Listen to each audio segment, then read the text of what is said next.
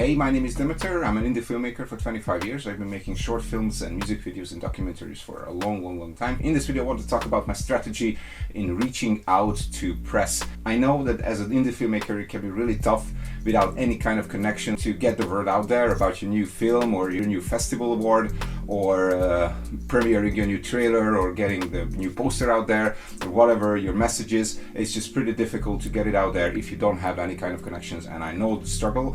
In this video, I would like to share a few strategies that work for me, so let's dive in. So first of all, what you need in order to be able to get in touch with the press is something to send out, and that something is the press release itself.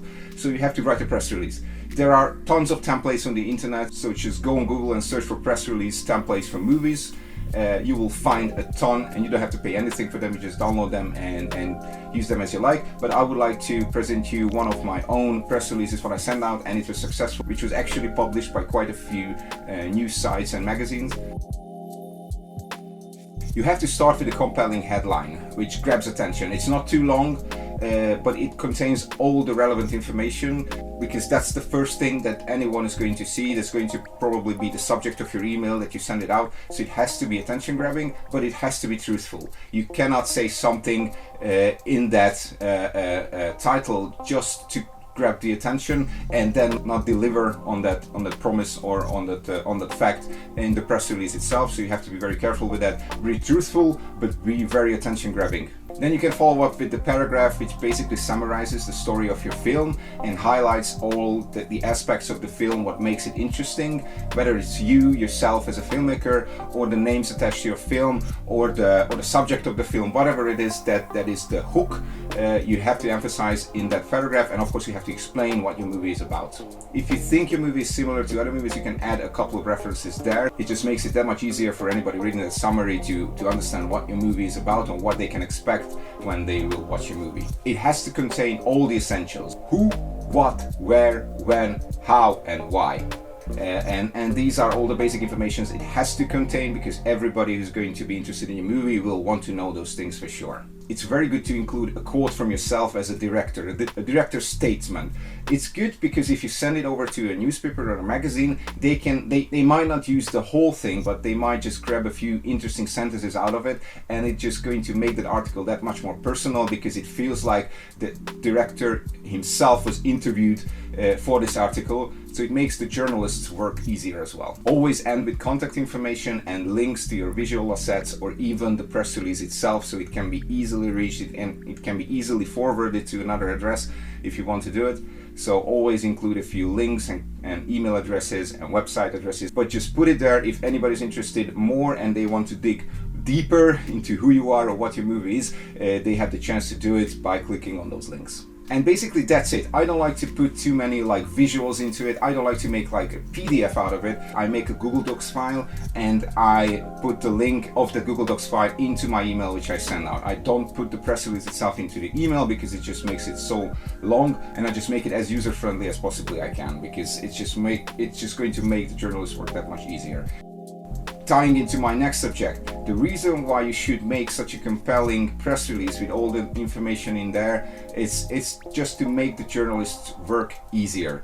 If they don't have to do much to get a new article out there, they don't have to contact you, they don't have to send you additional questions because something is not clear for them. It's going to make their work that much easier. They can just copy paste certain paragraphs from your press release, maybe write a few sentences there, and bam, they have an article. You are making their job easier and thus helping yourself as well. It already happened with me quite a few times that I sent out these press releases to newspapers, to news sites, to magazines and stuff like that, and they didn't even contact me, and a few days later I saw the article pop up on their website or in the magazine and stuff like that. So it's always good to make the journalist's work easier.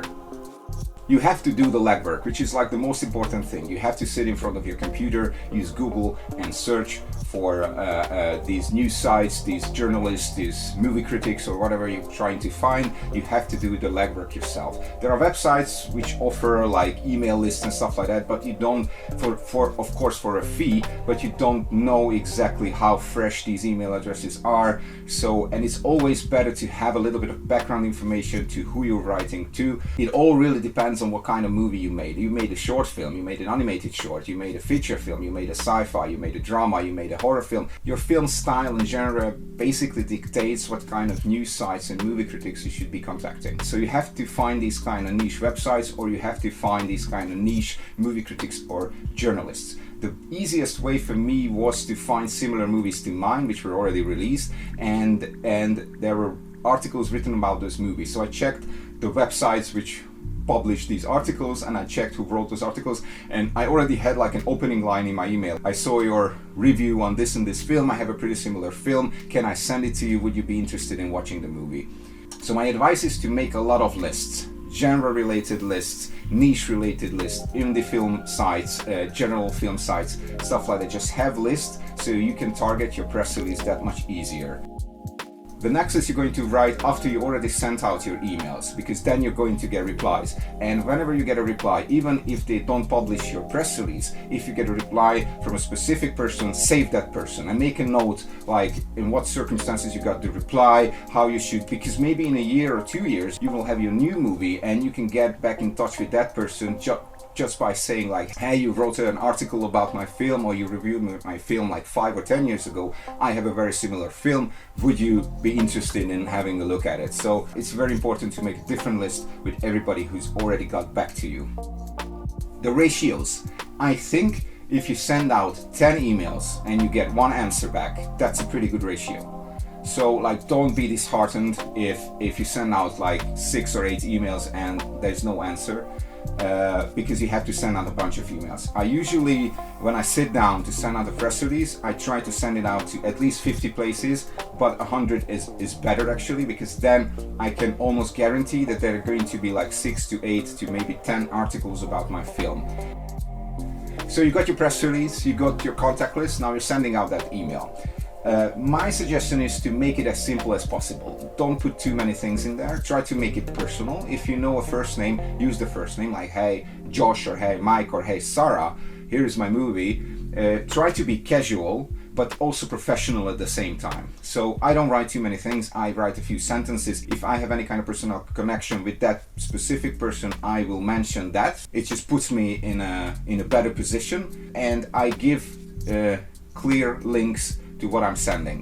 Like I'm usually sending a link with just a press release. It's just a Google Docs link file. They click on it, they can read it, they can copy paste whatever they like from it. I'm also sending a Google Drive folder link which contains all my visual assets, and it doesn't have to contain too many things, like 6 to 8 stills, a poster, maybe a wallpaper, and some additional like visual assets. I like to include maybe the logo itself in a PNG alpha format, so if they want to use the logo of the film or the production company, they can just pick it out there and use it on their website as they fit. So it just makes their work that much easier, but I don't think you have to overdo it. Like 15 to 20 images, that's more than enough to send out, because they will find what they need from those 15 or 20 images, and if they are interested and they want more, they will get in touch with you for sure. And of course, it's good to include the trailer if you have the trailer. It depends on what state your movie is in. If you don't get an answer from a specific website, just keep sending out those press releases. Not the same one, of course, but in a few months, if you have a new press release because you got an award, or your movie got released, or you shot a new film, send it out to them again. You never know. I sent over the trailer of my feature film to a horror genre news site, and they replied. They said that sorry, we are not going to publish an article, but we found your trailer interesting and we sent it over to a distributor, and then the distributor got in touch with me. So you never know what's going to happen and what can come out of these kind of connections, so just keep sending it out. Don't spam them, and don't send out the same press release several times, because if they didn't buy it for the first time, they're not going to buy it for the second time either. But you know, keep trying, you never know. There are press release websites where you can pay a certain fee, and they will basically release your press release to a bunch of news sites. I think these press release sites are a good thing for certain people, but not necessarily for filmmakers. I don't think I got more than like 30-40 clicks after sending out. That was like my most successful press release when I sent it out through an agency. So I don't really think it's worth it. It might be worth it for certain kind of people, for certain kind of news, but as an indie filmmaker, I didn't really see any kind of any kind of advantage to these sites, and I didn't really get that many clicks out of these press releases. One more thing, I wanted to talk about the review sites where you can pay a certain fee and get your movie reviewed. I think first you should always try to find real movie critics who are going to write a real article about your film just because you like your film or because they dislike your film. Just try to get movie critics interested in your film, and you can do it the way as I told you before, like try to find movie critics who wrote articles and reviews about similar movies than your movie. But there are websites which say that they are going to promote your film. If you pay a fee, they're going to write a review about it. Honestly, I paid a few times to these websites to write articles about my movie. There's no guarantee that they are going to write a positive review about your movie, even if you pay for it, which is not the point. I mean, I know I'm happy to get a genuine review, but like it's pretty disheartening when, for example, for my last short film, Cilio, I paid a review site a certain amount of money, and they wrote a terrible review about it, and I was pretty disheartened by that review, and I thought that the movie is shit. And after that, I got a bunch of free reviews on big good sites which were like saying that it's a good movie, and I got a few awards on festivals. So it's really subjective, so don't be disheartened if they write a negative review. But I'm just saying that even if you pay them, they are not necessarily going to write a good review, and they are not going to necessarily understand your movie and get your movie, so because they have to write an article about it. It's not like they picked your movie because they like your movie, or they like the mood, or they liked you or your email or whatever. They picked your movie because you paid them to write about it, so they might not be, you know, that much invested in your movie. And also the promotional stuff, what they are saying that they are going to promote in social media and here and there and stuff like that, mostly I don't really see that it brings that many clicks. So it can be good to put up on your website.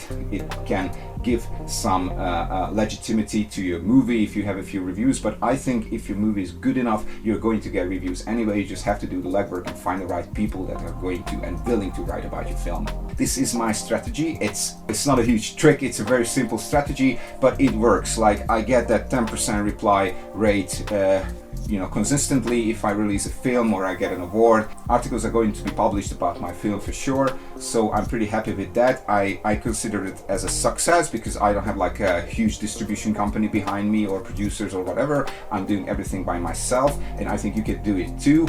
So I think press outreach is also a skill that you can master, but you have to practice it a lot. And of course your first press release is not going to be perfect, but just keep doing them, keep sending them out, and you're just going to learn eventually. So it's basically just a skill that you have to master just as anything else. Thanks for watching, see you.